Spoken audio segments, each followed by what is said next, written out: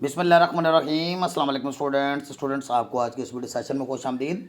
Students आज हम LLB part 2 LLB part 1 का एक one most important question discuss करेंगे और ये पंजाब यूनिवर्सिटी की आउटलाइन के अंदर शामिल है और ये फ्रिक्वेंटली आस्क्ड, हाईली एक्सपेक्टेड और जिसे हम कहते हैं ना कि सादा ज़ुबान में अगर कहा जाए तो तकरीबन हर साल में ही तकरीबन आने वाला ये क्वेश्चन है। और ना सिर्फ आपको यहाँ पे एलएलबी पार्ट 1 में इस क्वेश्चन को लेजिस्लेशन को समझने की ज़रूरत है, बल्कि आपको आगे चलकर एलएलबी पार्ट 2 में जब आप इंग्लिश ज्यूरिस्प्रूडेंस का पेपर आप जब तैयार करेंगे एग्ज़ाम प्रिपरेशन के लिए तो उस वक्त भी आपको इसकी ज़रूरत महसूस होगी। बहुत ही ज़्यादा इंपॉर्टेंट क्वेश्चन है स्टूडेंट्स। ये आपको पहले मैं अपने इस आज की वीडियो लेक्चर की थोड़ी सी आपको मैं स्पेसिफिकेशंस बता दूं। सबसे पहले स्टूडेंट्स मैंने इसके लिए आपका इंट्रो तरतीब दिया है, फिर इसके बाद मैंने इसके लिटरल मीनिंग्स की हेडिंग बनाई है और मोस्ट ऑफ द स्टूडेंट्स की जो रिक्वायरमेंट यही होती है जी हेडिंग्स ज़्यादा हों, तो मैंने मैक्सिमम हेडिंग्स दी हैं और ये फिर इसके मीनिंग्स मैंने डिस्कस किए हैं ये, और फिर इनकी डेफिनेशंस मैंने तीन जो फेमस ज्यूरिस्ट हैं सेलमेंट की, आस्टन की और उसके बाद मैंने फ्री मैन की तीन जो डेफिनेशंस हैं वो यहाँ पर डिस्कस करनी है। और फिर इसकी जो काइंड डिस्कस करेंगे सुप्रीम लेजिस्लेशन यानी कानून साजी जो सुप्रीम लेवल की वो कौन सी होती है, और उसके बाद दूसरी हेडिंग इसकी बनती इसकी टाइप और काइंड बनती है सबऑर्डिनेट लेजिस्लेशन की, और इसके आगे इसकी 5 मुख्तलिफ हेडिंग्स हैं, ये वाली 5 हेडिंग्स, और इनको मैंने कदरे डिटेल के साथ डिस्कस किया है। और मैंने मटेरियल स्टूडेंट्स इस तरह सेट किया है कि ताकि मैक्सिमम नंबर ऑफ स्टूडेंट्स जो है इससे बेनिफिट हासिल कर सकें। और आप मेरे नोट्स की एक बात आप बस जहन में रखिए अल्हम्दुलिल्लाह कि आपको ये मटेरियल बहुत आसान ज़ुबान में मिलेगा, यानी ईजी टू लर्न है आपके लिए और easy to reproduce in the examination है। और साथ ही साथ मैं कोशिश मेरी यही होती है कि मैं आएँ बाएँ शाएँ ना करूँ, जो कुछ वजाहत तलब पॉइंट्स होते हैं उनको मैं वजाहत भी करता हूँ आपके लिए ताकि स्टूडेंट्स को पॉइंट्स भी क्लियर हो जाए। इसलिए मैंने इसके टाइटल में एक वर्ड लिखा है ईजी नोट्स प्लस नॉलेज। तो ये स्टूडेंट्स आगाज़ करते हैं without wasting your time. So define legislation, legislation को डिफाइन कीजिए। लेजिस्लेशन कानून साजी को कहते हैं। ये एलएलबी पार्ट 1 के स्टूडेंट्स के लिए बहुत ही एक इन्फॉर्मेटिव वीडियो भी हो सकती है, इस लिहाज से कि उनको अंदाज़ा हो कि कानून कहाँ से आते हैं, कहाँ से हैं ये कानून जो बनते हैं, ये जो लॉज होते हैं, ये लॉ मेकिंग जो है ये कहाँ से होती है। इसको हम इंग्लिश में एक तो आप याद रखें लेजिस्लेशन कहते हैं और सादा ज़ुबान में हम लॉ मेकिंग कहते हैं, यानी कानून साजी। साज का माना आप जानते हैं बनाना होता है और लॉ मेकिंग। तो इसके जो सोर्सेज हैं यानी ये एक सोर्स है लॉ का और सबसे बड़ा सोर्स है। वैसे तो हम अगली वीडियो में प्रेसिडेंट्स को भी, जुडिशल प्रेसिडेंट्स जो होती हैं उनको भी सोर्स ऑफ लॉ के तौर पे देखेंगे। और एक जो है अब तीसरा अगर नेक्स्ट लेक्चर होगा जो वीडियो नंबर 7 होगी उसमें कस्टम को हम देखेंगे as a source of law. लेकिन इन तीनों में जो सबसे ज़्यादा पेटेंट, एक पक्का पुख्ता और काबिल एतबार और फ्लेक्सिबल और मतलब हर लिहाज से जो बेहतरीन जो एक बेस्ट कानून साजी का अमल है वो लेजिस्लेशन उसको हम कहते हैं। तो स्टूडेंट्स पहले हम इसकी इंट्रो, छोटी सी इंट्रो मैंने दी है आपके लिए, आपने इसका इंट्रो देना है। इंट्रो में आप थोड़ा सा बयान करेंगे। ये ज़रा मेरे हाथ पे आज चोट लगी है इसलिए मुझे वो ज़रा मिनिमाइज़ और मैक्सिमाइज़ करने में थोड़ा सा प्रॉब्लम रहेगा, इसके लिए माजरत। Legislation is one of the main sources of law. Legislation जो है वो मेन सोर्सेज ऑफ लॉ में से एक है। इन एनी लीगल सिस्टम, दुनिया का कोई भी लीगल सिस्टम है ना, तो उस किसी भी लीगल सिस्टम में ये एक मेन सोर्स ऑफ लॉ है, उसमें से एक है। वैसे तो 3 बड़े हैं ना, वैसे तो और भी होते हैं जो, लेकिन यहाँ टिपिकली 3 गिने जाते हैं, उनमें ये सबसे एक मेन सोर्स ऑफ लॉ है। इट रेफर्स टू लॉज, और ये लेजिस्लेशन किस तरफ इशारा करता है, किस तरफ हवाला देता है, ये उन लॉज की तरफ से उन लॉज का हवाला देता है, ये उन लॉ से इसका ताल्लुक बनता है मेड बाय गवर्नमेंट, जैसे हुकूमत बनाती है या दूसरे लफ्ज़ों में हम पार्लियामेंट कहते हैं। अब पाकिस्तान के अंदर जो है एक सॉवरेन बॉडी जो है, एक सुप्रीम जो बॉडी है कानून बनाने के लिए वो पार्लियामेंट है। इस तरह इंडिया के अंदर भी पार्लियामेंट है जिसे लोकसभा कहते हैं, इस तरह यूके के अंदर भी पार्लियामेंट है, इस तरह अमेरिका के अंदर कांग्रेस है। तो ये दुनिया के मुख्तलिफ ममालिक में इस सुप्रीम बॉडी का नाम मुख्तलिफ हो सकता है लेकिन फंक्शन जो है वो क्या एक ही होता है। So these laws are written, और ये फॉर्म ये लॉज जो जारी बात पार्लियामेंट से पास हो के आते हैं, उनके ऊपर डिबेट होती है, मेकिंग होती है, ड्राफ्टिंग होती है, फिर उनकी मेकिंग होती है, फिर उनको फाइनल शक्ल दी जाती है, सिग्नेचर्स होते हैं, ये रिटन फॉर्म में होते हैं और क्लियर वाज़ा वाशकाफ अल्फाज में इनको लिखा जाता है एंड अप्लाई टू एवरीवन, और हर किसी के ऊपर अप्लाई होते हैं। और इनको कोई भी जो नीचे वाला को अदारा है ना और ये क्रिएट्स, और ये एक तो उनको नलीफाई नहीं कर सकता, और फिर ये लेजिस्लेशन जो है ना ये creates clear rules for society, ये मुआशरे के लिए वाज़िया जो रूल्स हैं उनको, ये क्लियर किस्म की जो है वो सोसाइटी के लिए रूल्स जो है उनको क्रिएट करता है। ये तो होगा लेजिस्लेशन का तारुफ। लेजिस्लेशन है क्या, उर्दू में स्टूडेंट्स आप इसको लिख लें कानून साजी।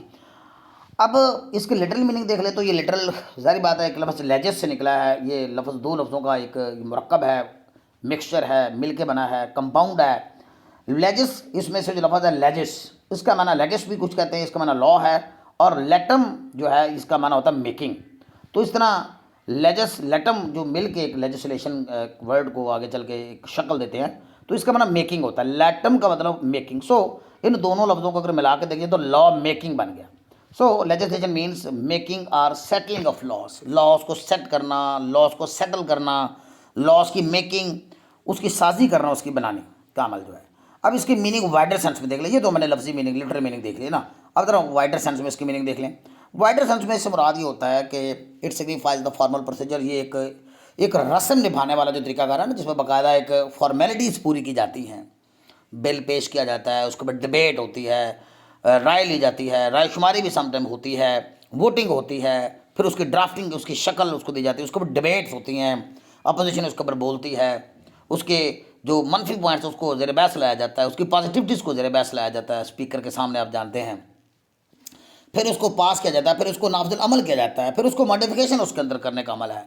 अगर उसको चेंज करना है तो फिर उसको दोबारा से आपको बताया सारा बिल शिल पेश करना पड़ता है, फिर उसके बाद डिबेट, फिर उसका सारी वर्किंग, फिर ऊपर voting etcetera. So drafting, debating and passing, enacting and modifying, ये सारे आप नोट कीजिए। ये एक प्रोसीजर है, फॉर्मल प्रोसीजर है। और ये प्रोसीजर किससे रिलेटेड है? ड्राफ्टिंग से मतलब, फिर उसको बहस डिबेटिंग, फिर उसको पास करना, फिर उसको नाफिज अमल करना, इवन एनेक्ट करना, and modifying loss in the legislature assembly, जिस हम लेजिस्लेचर असेंबली में। इट इज़ प्राइमरी मेथड, और ये एक प्राइमरी मेथड है।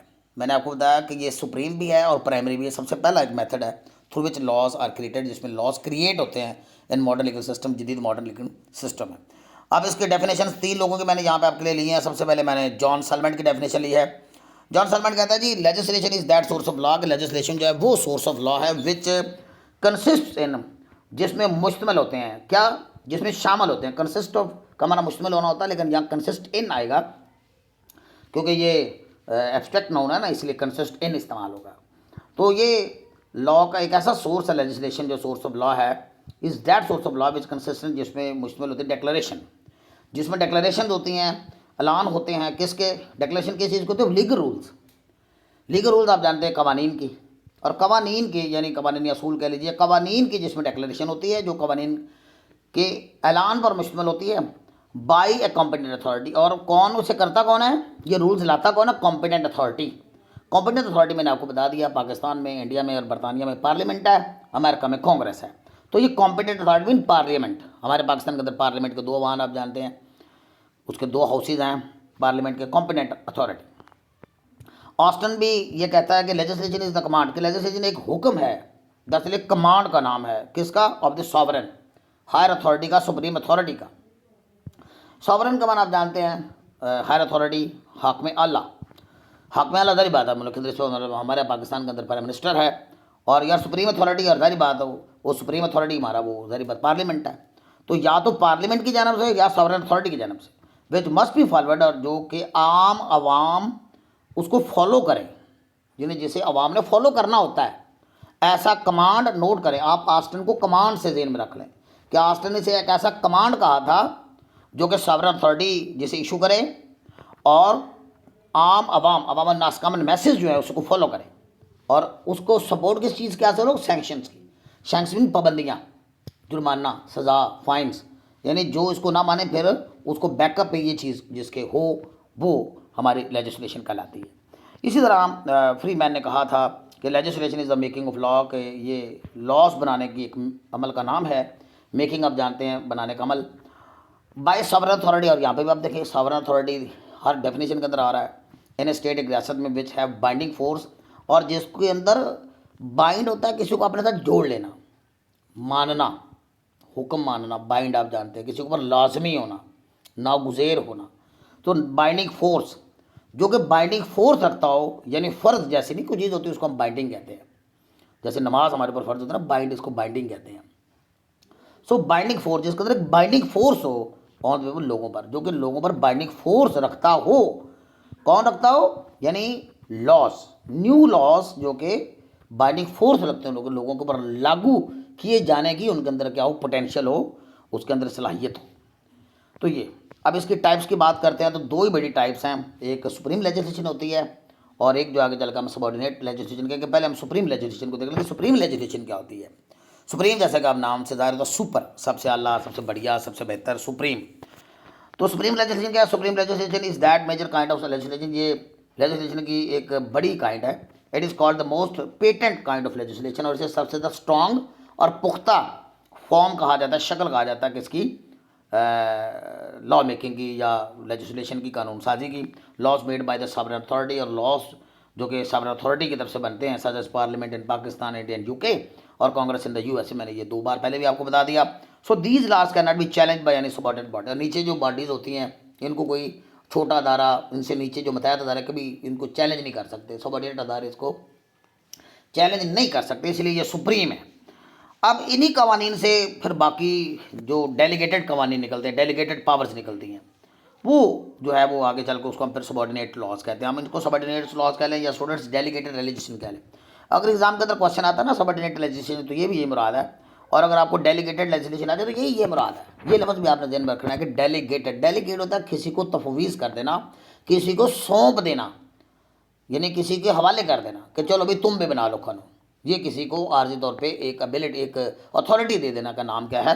डेलीगेशन, डेलीगेटेड पावर है, इसको डेलीगेट करना होता है, डेलीगेटेड लेजिस्लेशन। तो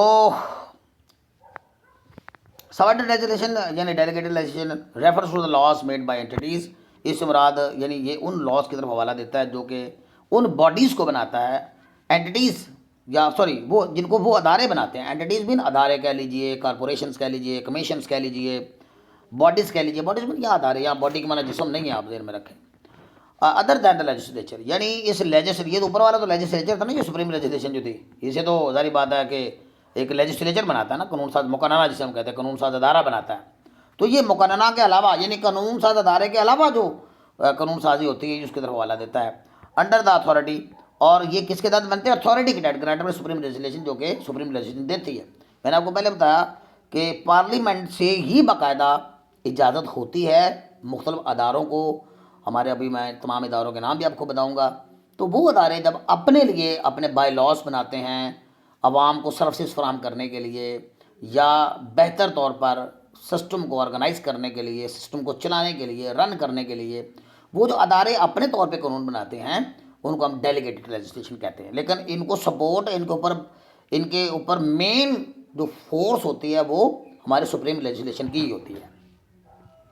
इन अदर वर्ड, दूसरे लफ्ज़ों में, when law making is done by subordinate bodies, के जब मतहत अदारे जो हैं वो लॉ मेकिंग करते हैं, it is called subordinate legislation. अच्छा, यहाँ पे तक भी स्टूडेंट्स काफ़ी था, लिखा जा सकता था ये हेडिंग, लेकिन मैंने जिन लोगों की तरह लर्निंग कैपेसिटी अच्छी है, रीडिंग स्किल्स अच्छी है, लर्निंग कैपेसिटी बेहतर है, क्योंकि पंजाब यूनिवर्सिटी के अंदर वो एक जुमला मशहूर है ना कि यहाँ वो अंगिश्त माप के जो है नंबर दिए जाते हैं, तो इसलिए शीटों के नंबर मिलते हैं जी, इसलिए वो फिर बच्चों की तरह एक तमन्ना रह जाती है। सच बॉडीज हैव द अथॉरिटी, ऐसे बॉडीज़ को अथॉरिटी हासिल होती है एंड पावर ऑफ लेजिस्लेशन हासिल होती है by virtue of their superior legislation. और वजह कौन है? वजह उनकी सुपीरियर लेजिस्लेशन ने उनको, उनकी बदौलत जिन ऊपर वाली जो हमारी जो सुप्रीम अथॉरिटी है जिसको हमने लेजिस्लेचर कहा हुआ है, वही इनको इजाज़त देती है, क्योंकि उनके ऊपर बर्डन ना पड़ जाए। अब हर छोटे मोटे काम के लिए क्या हर बार असम्बली का अजलास बुलाया जाके कानून पास करना चाहिए, सारे फिर आ जाओ स्पीकर फिर अजलास तलब कर ले, ऐसा नहीं हो सकता ना। तो फिर बर्डन रिलीज करने के लिए, बर्डन कम करने के लिए जो नीचे अदारे होते हैं उनको भी आप कहा जाता है कि आप अपने बाई लॉस बनाएं, अपने अपने सहूलत के मुताबिक, वक्त की तब्दीली के मुताबिक जो है। The authority, the superior authority gives only delegated power, the superior authority जो डेलीगेटेड पावर देती to the subordinate bodies and subordinate bodies को फॉर लेजिस्लेशन, वो कानून साजी करें। In this way the superior authority releases the burden of making law making. इस तरह से अपने ऊपर से जो सुपीरियर अथॉरिटी है ना, पार्लियामेंट है, वो क्या करती है? अपने ऊपर से बर्डन हटा लेती है, रिलीज कर लेती है लॉ मेकिंग का जो बोझ पड़ा होता है उनके ऊपर।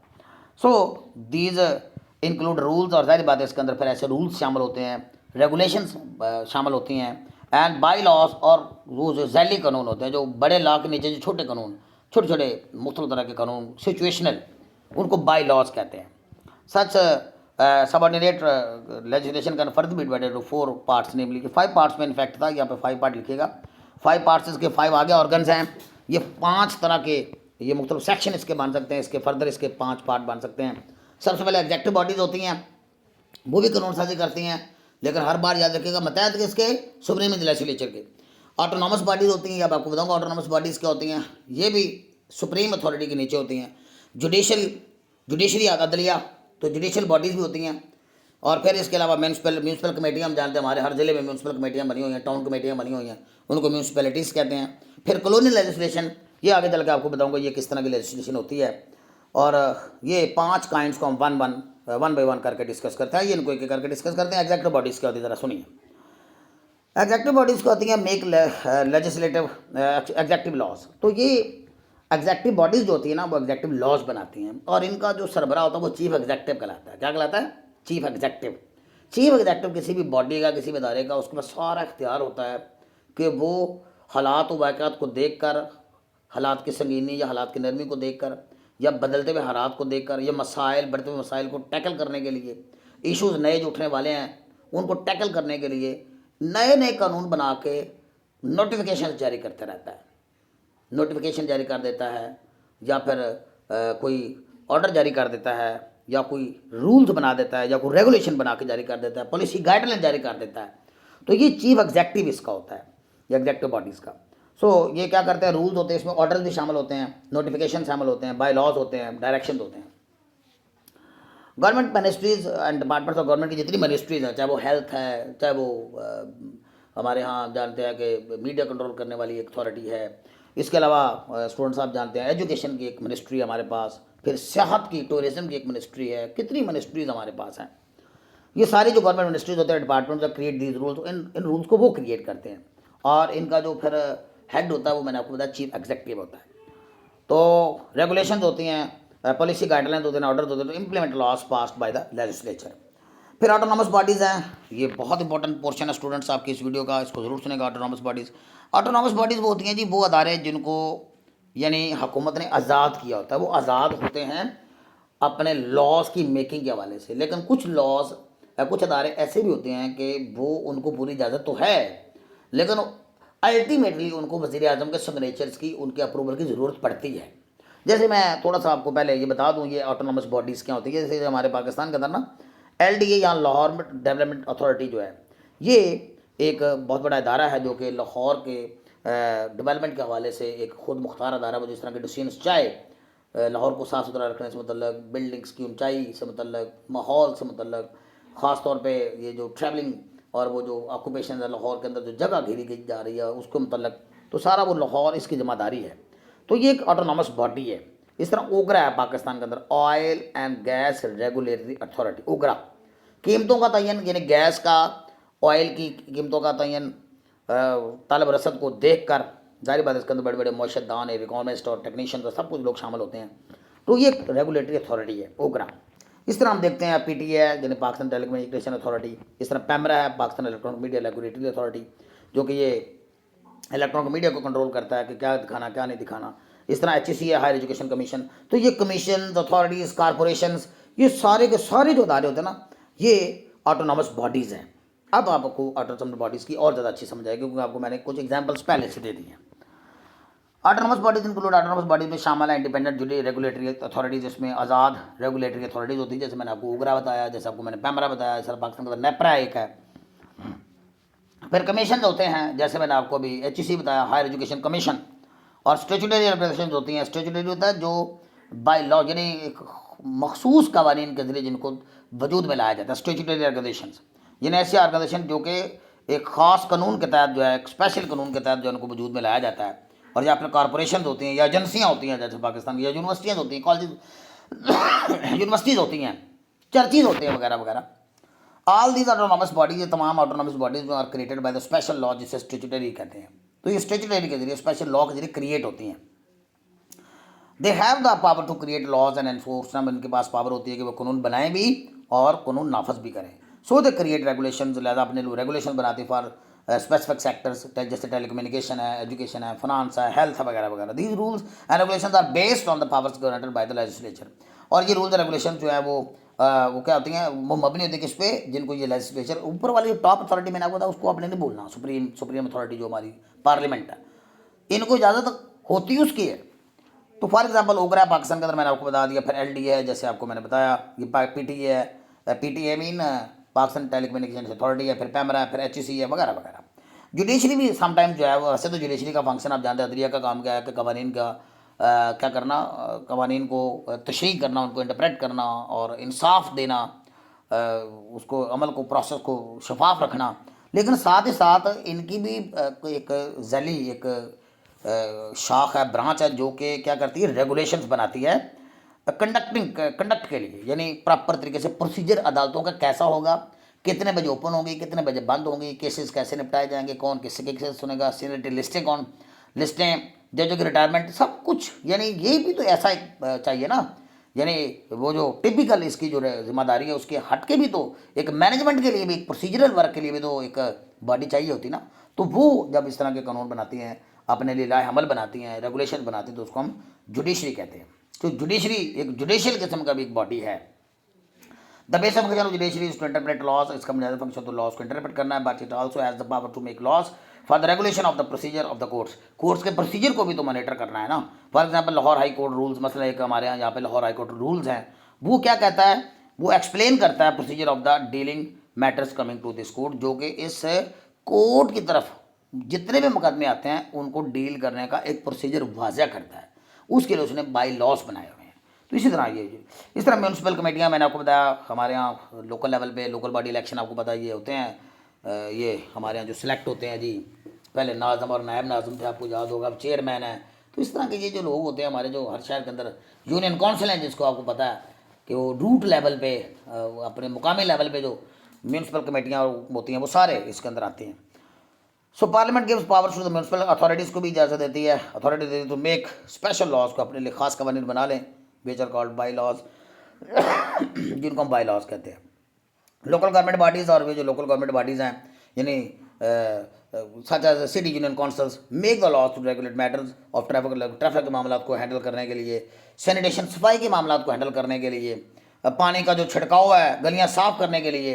आपको ये होगा तजावज़ात, बाज़ का आपको पता, रेडियाँ जो हैं वो गधे रेड़े जो हैं, और वो आके लोग तजावज़ात को, जो है वो फ्रूट की रेड़ियाँ हो गई या इस तरह के जो आपको पता है, तो उनको रोकने के लिए, तजावज़ात जैसे वो सड़कें तंग हो जाती हैं उनको रोकने के लिए, ये सब कुछ करने के लिए म्यूनसिपैलिटीज़ को इजाज़त दी जाती है कि अपने बाई लॉस बनाएं।